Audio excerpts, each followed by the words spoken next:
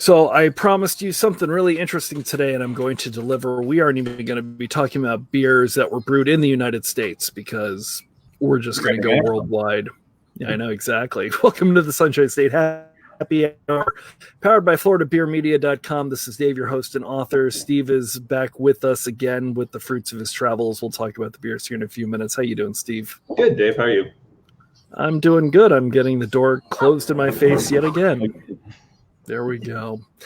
And today with us, we actually have the director of sales for D&V International. If you have had a single drop of St. Bernardus Belgian ales anywhere in the United States, these are the people that brought it to you amongst other brands. So we are proud to have Jesse Mogk with us today. Jesse, rocking the football jersey and the massive goblet, and we may hold you down and beat you up and steal both of those from you. How you doing? I'm doing well. Thanks for having me today. You are more than welcome.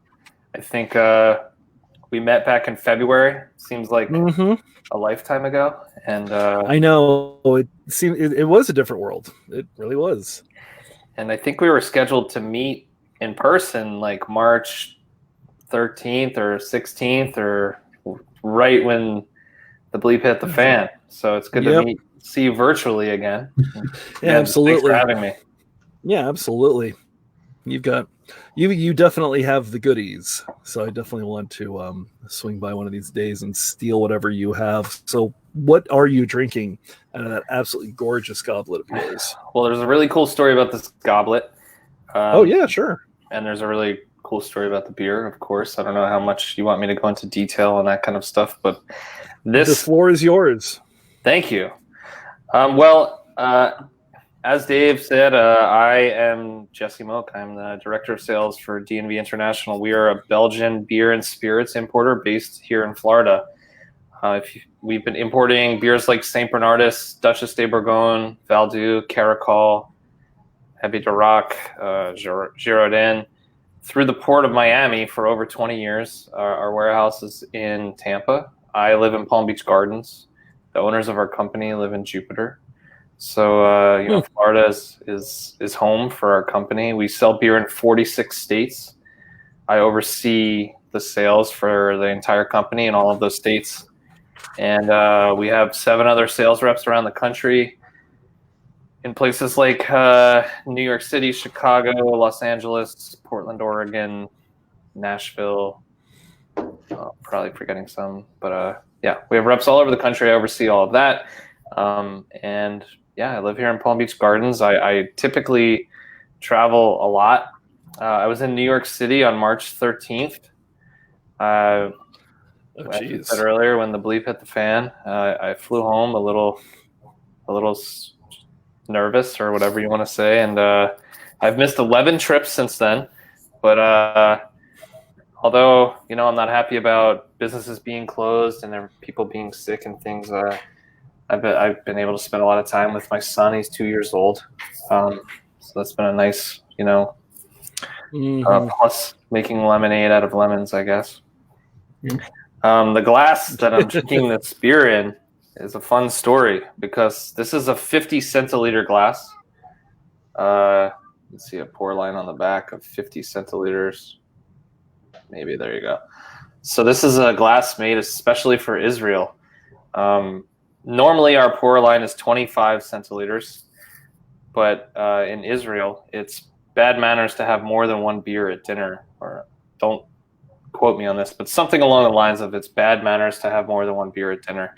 So the Israeli importer asked the brewery if they could make a double beer glass for St. Bernardus. So it's just 2 App 12s. Interesting. One glass. I do have 3 extras, so next time we meet up, I'll give you one. The beer I'm drinking is St. Bernardus App 12. It's our best-selling beer. It's a Belgian quadruple. That's amazing. It's 10% alcohol. Very famous beer. Yeah, I was gonna say it. I know one of the things that we were talking about before we started the show was the fact that you have a beer, and the St. Bernardus is most of the sales of D&V. You have a beer that, do you really need to advertise it at this point? Or is it just such a name that if you know what it is, you will go to it, and if you don't, somebody will sort of introduce it to you and change your life? Well, I appreciate the kind words. We certainly have an enormous following, but we when I started this job a little over 8 years ago, there was one brewery in Palm Beach County, and now there's a lot, and that's fine. They're all my friends. Mm-hmm. Some of them live. The guys from civil society live in my neighborhood. I've known them forever. But obviously, as there's more breweries available Nice. and styles of beer, things get dipped into a little bit, and that's just market share. That's normal economics, but it also turns more people on to drinking beer. There's people drinking high-end specialty beers now that would have never touched something like that 8 years ago. So as more breweries open, it's more exposure, and people try beers. And when they find something special like St. Bernardus Ap 12, they enjoy it and they keep buying it. But there's always ways. We always have to innovate, and we always have to market, and we always have to keep brand awareness. We canned a beer for the first time ever 3 years ago. We canned St. Bernardus Wit. There's not really a lot of canneries in Belgium. They're mostly AB InBev canneries, so we have to can the beer in France. We brew the beer in Belgium. We truck it to France. We can it at Coca-Cola France. We bring it back to Belgium. We export it to the port of Miami. It's still like $9.99 shelf price for a 4-pack. So we're always trying to innovate while still respecting the history of the brewery. Next year is the 75th anniversary of St. Bernardus. That's amazing. I'm going to assume that they have some good stuff coming out to celebrate, and that hopefully we'll get some of that stateside. Yeah, you will. There's at least 2 projects. This one.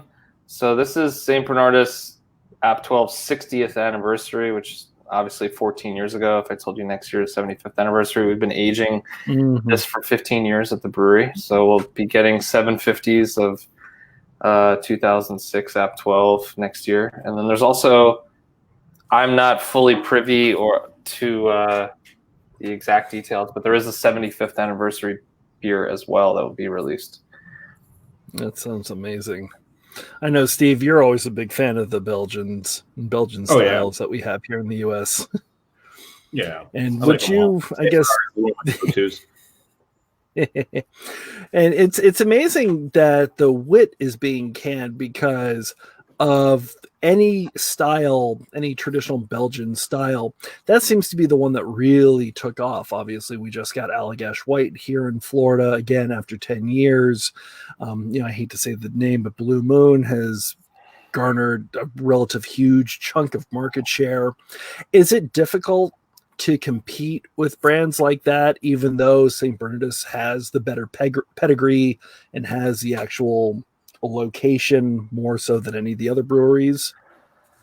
I think Blue Moon is good for exposure of the Belgian wit style, but I don't really think that's in the same wheelhouse. Allagash, I drank Allagash White last night with my dinner.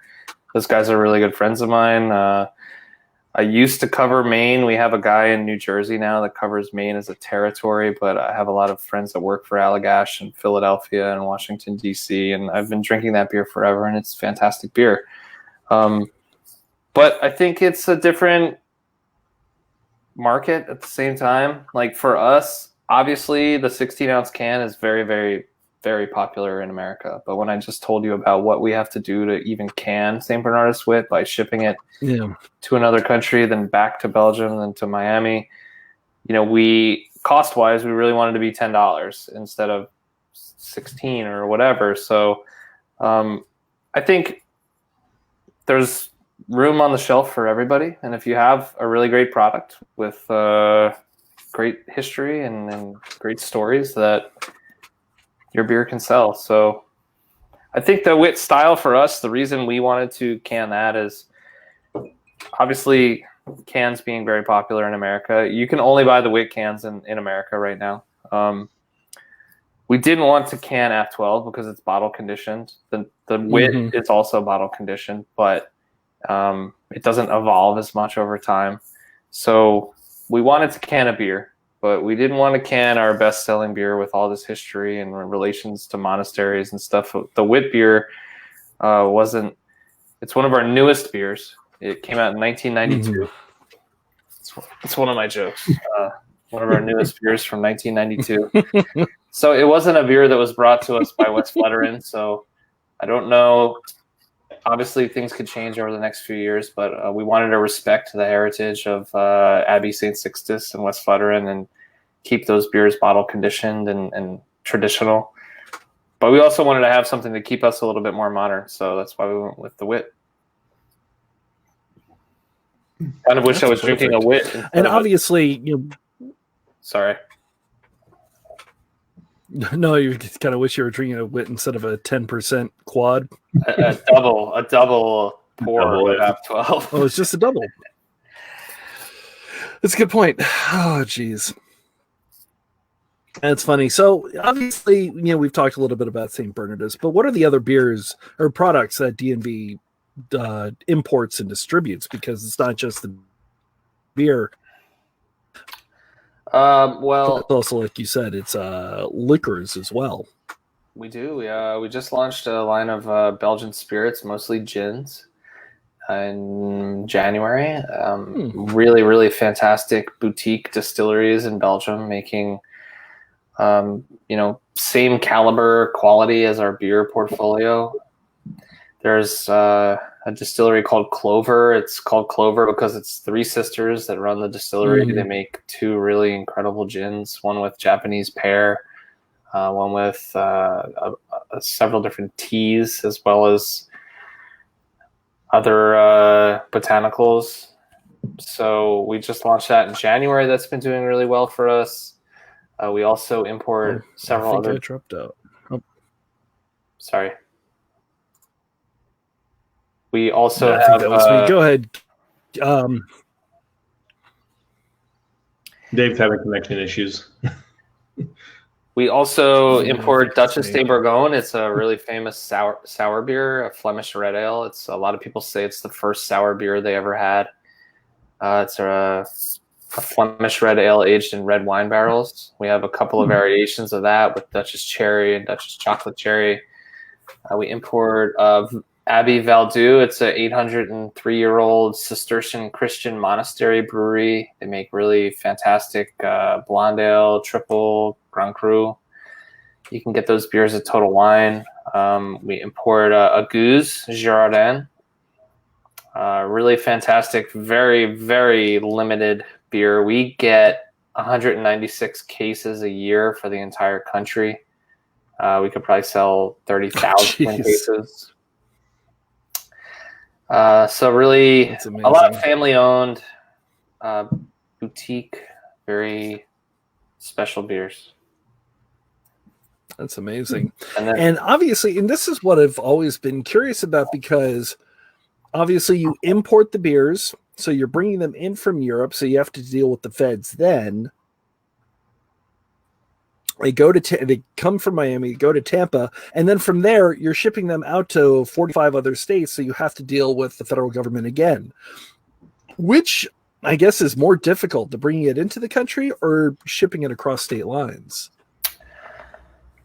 Well, we've been doing it for over 20 years, so I think each has its own difficulties, but we have to register everything we sell in every state. We have to register every product that we bring into the country. I mean, it's all legwork, and it's all, we're brewing beers that take 3 months to mature and be ready to send or to ferment out. So we have time to do all of those tedious processes, but every state's different. Every state's has something ridiculous. For example, Oklahoma was the only state. Are you guys familiar with the term, the 3-tier system? Mm-hmm. Oh, yeah, absolutely.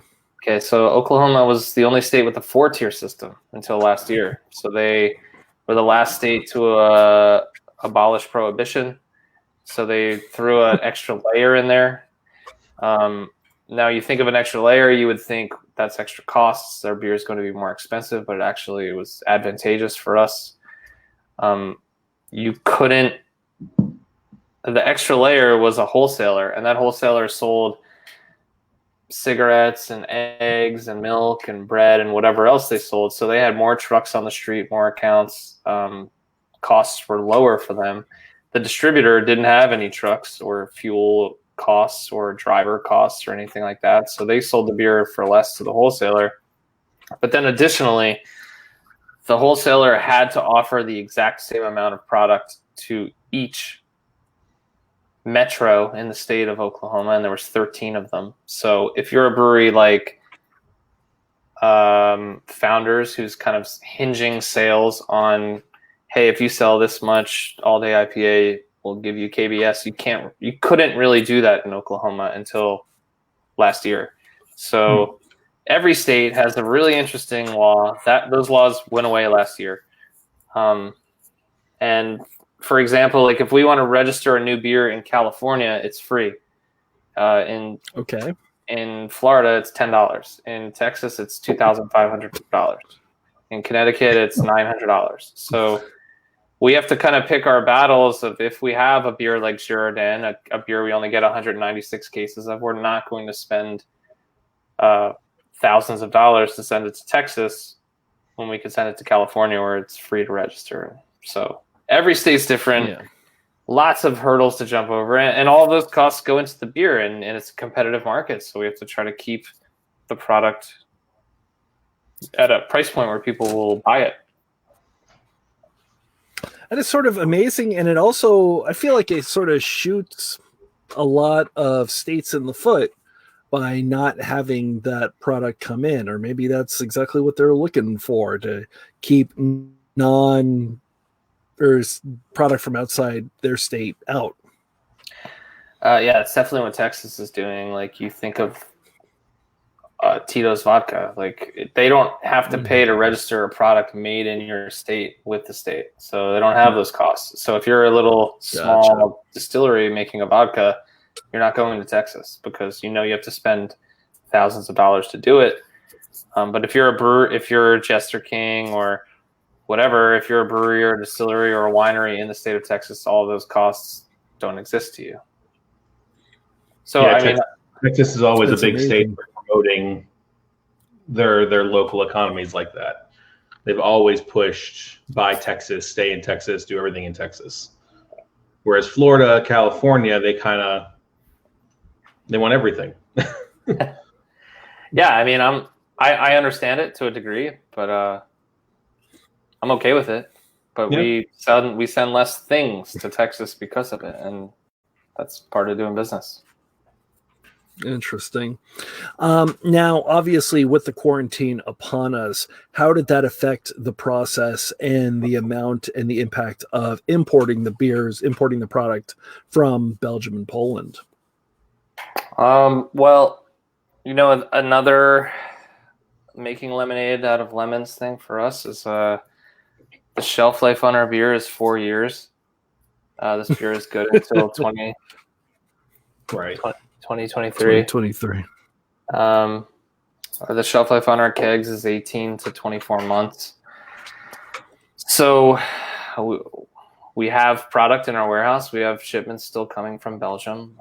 Like I said, package has been moving this entire time for us.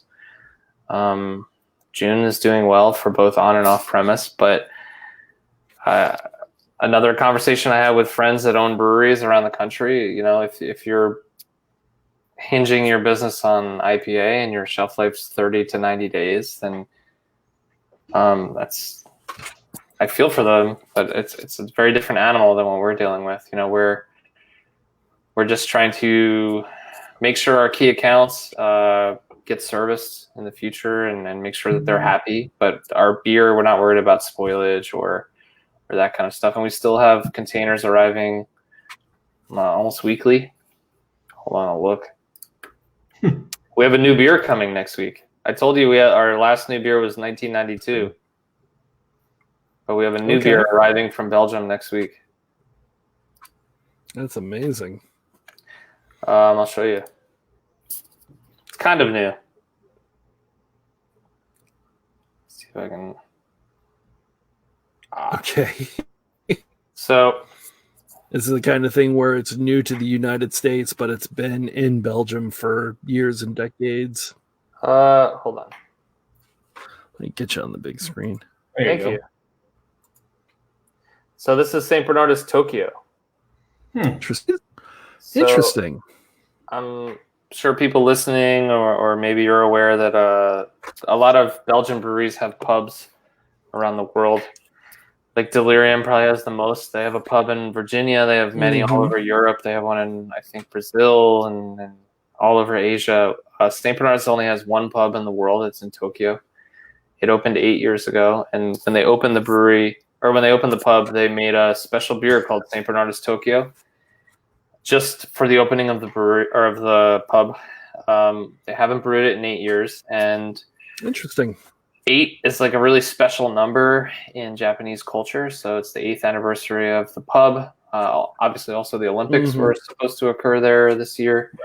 So we re-released the beer to coincide with that 8th anniversary. Yeah.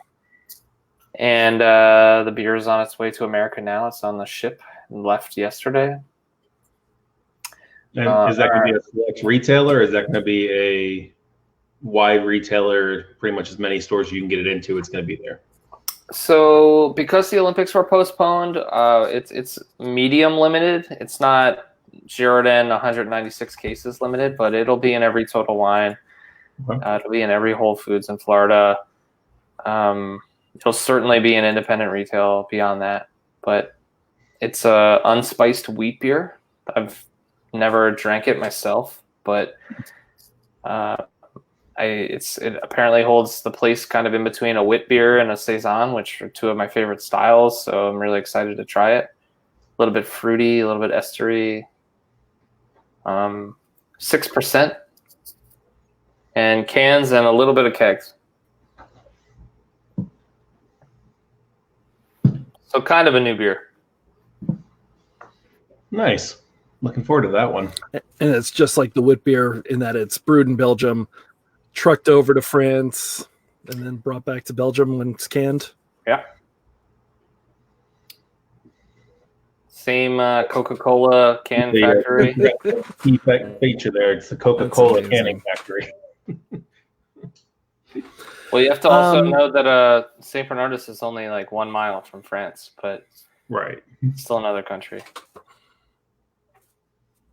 So now, when you do it like that, are there importing and exporting out of Belgium and into France, or is it just because it's still part of the same area? It's okay.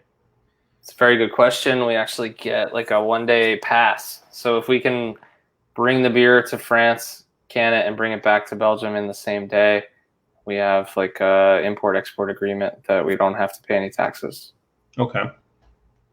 This is like interesting. This kind of stuff takes 2 years for us. Like it's a lot of work, and I'm very proud of it and very excited about it. But it's not as easy as like, let's can a beer on Saturday. Like the importing and exporting agreements and looking into all of that and finding a cannery and making sure it was going to make sense cost-wise and all of that stuff. Right. And for all of that, obviously the economic downturn that we had resulting with the COVID quarantine, there are a lot of breweries that may not be coming back, or there's a lot of breweries that lost a ton of market share. But because you have not only a name that has been known for generations, but a very stable amount of accounts that want to carry your beer just because of the crowd that wants it, that sort of provided a little bit of cushion for you. Is that correct? Yeah, I guess you could say that. I mean, as I said before, the brewery's 75th anniversary is next year, so there's a lot of people that have been loving this beer for a very long time.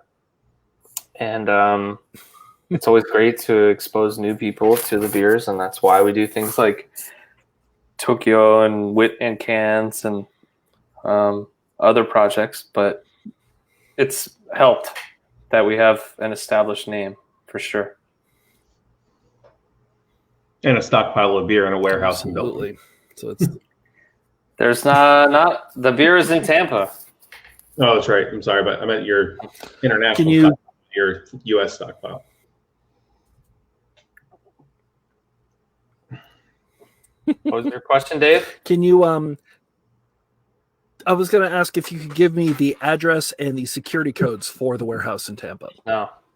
I'm going tomorrow, though. No. Or Oh, actually, we have a sales rep in Orlando, and he's going to our warehouse tomorrow. And then I'm meeting him on Friday. It's the first time I've seen him since I met you, Dave. Well, I mean, if you need your own entourage, Dave and I will escort you up to Tampa.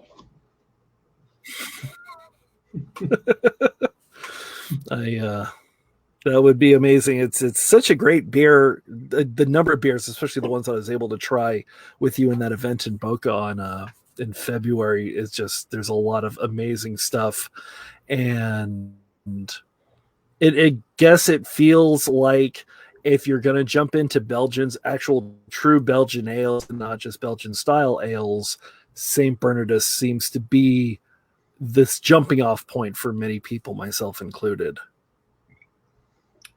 Yeah, well, I mean, there's a lot of really great Belgian beers that mean a lot to me that I don't sell.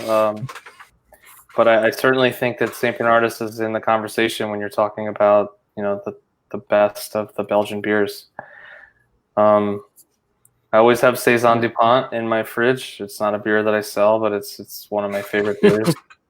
My birthday is later this month, and I always drink a Saison Dupont on my birthday. Nice. I love Westmalle and Orval. Lots of great beers from Belgium. Yeah.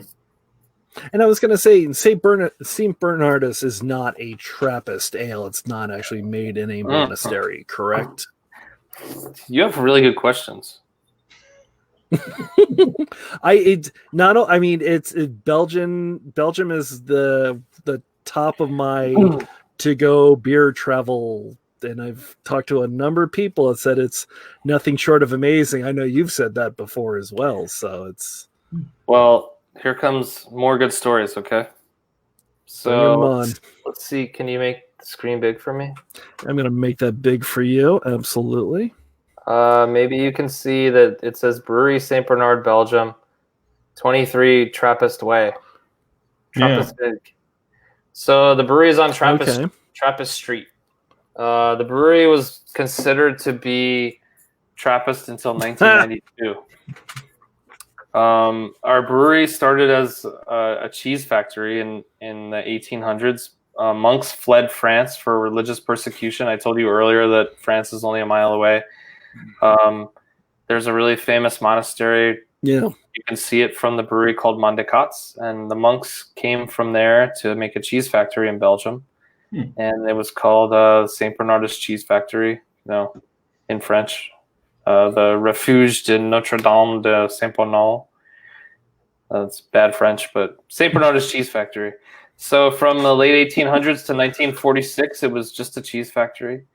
In 1946, some famous monks called the Westfleteren monks from Abbey St. Sixtus, they came to St. Bernardus and asked them to commercialize the beers that they were brewing. And at the time, they were only brewing those beers at their monastery. But they brought them to St. Bernardus because they were better at commercializing products at the cheese factory to make the beers. So from 1946 to 1992, Westfleteren brewed at St. Bernardus. A lot of people don't know that direct relationship, but here I'll show you. Have you guys ever been to Red Light in Orlando? Oh yeah, been there. It's a really interesting place, but yeah, definitely been there. It's downtown, very close to the Little Vietnam section of Orlando, if you remember that area, Steve. Yeah. So the owner and I drank this beer a few years ago. This is a 1986 St. Bernardus. Oh wow! And you can see obviously that it says Westfleteren and Abbey St. Sixtus on the label. So before 1992, Westfleteren St. Sixtus was brewed at St. Bernardus. in 1992, the agreement they had for almost 50 years came to an end. The monks went back to their monastery. They still make Westfletirin 8 and 12 and a blonde. You can only buy it at the monastery. But St. Bernardus still brews the same 3 beers that were brought to the brewery, Putter 6, Prior 8, and F12 that were brought in 1946. We still brew them with the same recipes, the same yeast. Westfletirin is now using Westmala's yeast since 1992. But the beers are very, very similar. I think, to me, if you drink them side by side, when you first pour them, they're almost identical. As the beers warm up, I think our beer becomes a little fruitier and their beer becomes a little more spicy from the yeast. But really great story of the history of the brewery. But yes, it was Trappist. It's on Trappist Street, not considered Trappist in 1992. And to kind of tie the whole story together, the cheese factory that was started in the 1800s, it's now a bed and breakfast. So you can go stay at the bed and breakfast. You can walk through the hop fields. St. Bernardus grows all their own hops. You can tour the brewery. You can drink a beer and have dinner on the roof of the brewery. They have a 360-degree view, open-air bar on top of the brewery. Reopens in September. You can see France. Nice. You can see Mondecats. You can see Westfletirin. You can see all the hop fields. You can drink a beer. And if you're like my wife and I, you can go back to the bed and breakfast and you can make a baby who sounds like a bird when we first got connected on the interview. my son, he did you name your baby Potter? No. We named him Roman because we went to Italy the next day. Oh, here. Okay. Aww. This is an old picture. Oh, I love it. I love it. St. Bernardus baby gear. That's amazing. Where was this when our kids were young, Steve? I know. My kid's going to be a teenager. I knew her. So it was in Belgium. Oh, here's a unrelated but good one. Yeah, you have fun with that. St. Bernardus face mask. My wife made me. It's not working for me. That's amazing. But the guy from the brewery that makes Such as They Were Going also made a shirt for my son. Oh, here you go. Also made a son. Yeah, no. He's young. It says Made in Belgium. He made him a bunch of T-shirts that say Made in Belgium. Made in Belgium. There you go. So you said that you might want to visit Belgium, and if you do, you can email me and let me know. I'd be happy to help take care of you at the bed and breakfast. It's beautiful. Yeah. It's like 12 rooms, and that's amazing. It's unlimited free beer. Steve, let's just forget the wives. We're going unlimited free beer. Yeah, we're gone. See ya. You can run. There's bikes at the B&B. You can ride them to Westfletirin. You can drink beer at Westfletirin. Come back to the B&B, tour the brewery, drink beer on the roof. Wow, a lot of fun. That sounds utterly amazing. But see, if you and I go, the evening will not end like Jesse's evening. No, not at all. Jesse, thank you so much for coming on the show. I really do appreciate it. I am going to leave you with the final question that I've left everybody. Oh boy, Steve is really sick and tired of hearing me ask this question. But obviously, and like you said, pretty much every. Yeah, whatever. Oh yeah. Obviously, every brewery in West Palm, and you've talked to a lot of them around the country. Obviously, during the quarantine, people have had to do some weird things that are outside the box to make their brewery continue and work. And once we get back to normal, once everything is 100%, the bed and breakfast is open again, and we're able to go visit and whatnot. Is there anything that you have seen or heard or done that you think should just remain a part of craft beer from here on out? That was a great idea. Everybody should do this from now on. Whoa. Unprepared for this one. So are you saying that it's something that happened during the quarantine that I think people should continue doing for forever? Yes. Just within the brewing industry? Yep, in craft beer, absolutely. Just within beer. Oh. Well, the biggest thing I could say, I guess, is love thy neighbor. I've been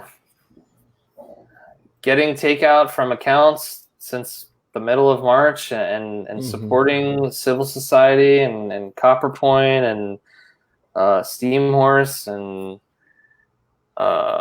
Twisted Trunk and all my friends at all of their breweries. I think there's a very good community of brewers in the state, and everybody's friends, which I think is awesome. You know, some other states that I go to visit, people are not as friendly, and I think it's awesome that everyone in Florida gets along for the most part. Yeah.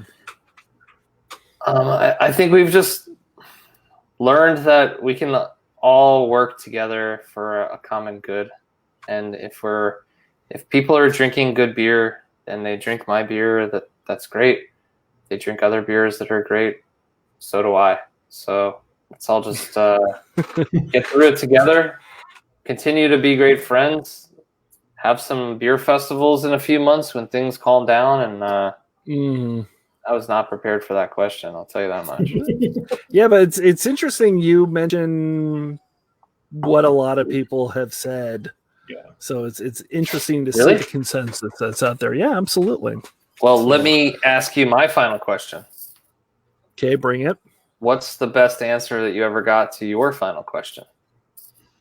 To-go orders. I don't know, because a lot of people, and I've had this happen, and I was very happy to see delivery. Yeah, that was a good answer. Oh yeah. I've got some beer personally, I personally like online ordering. I like being able to order, because especially if you're doing package and so many people are sealing their stuff up now, it's nice to order it ahead of time and just be able to drive up and have them load it right into my car. Yeah. Yep.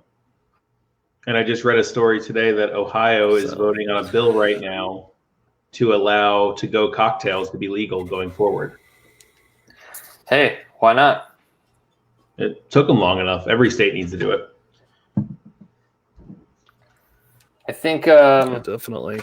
With the spirits that we have, and we have a non-alcoholic mixer that's been really popular during this. It's like a sour lemon lime replacement. I mean, I think it's a new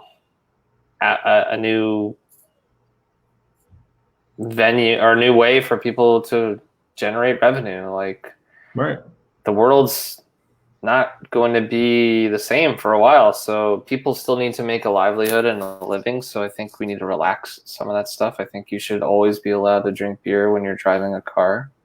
It's legal in Belgium. Really? Well, it is legal in Belgium, but I don't think you should do it all the time. Look, if I'm going to pick up Chili's to go, I want to especially if you're for the car ride. You can, if you're pulled over in Belgium and you have a beer in your cup holder, it's fine as long as you're not drunk. But they're as long as you're not drinking that double of ABV or right. 12 like you have.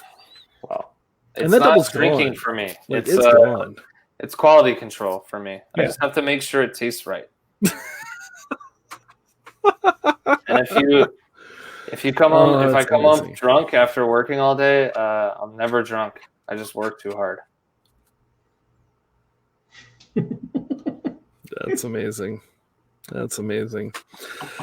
All right. Well, I will let you open up another one of those. Jesse Mogk, D&V International. Thank you so much for coming on the show. Tomorrow we have a podcaster out of absolutely. Tomorrow we are going to have Bitch Beer Podcast, because that's what I can say. She's based out of Atlanta. So this will be interesting. I've been told very highly that she should be on the show, and from what I've heard, it'll be a good one. So that'll be tomorrow at 6 p.m. Eastern. Once again, Jesse, thank you so much for coming on. Really do appreciate it. I desperately need to get to Belgium now, because I'm super excited. You have my email address, so that's one foot in the door right there. Yep. Excellent. I appreciate it. Thank you all so much, and we will see you tomorrow afternoon at 6. Bye, everyone. Cheers.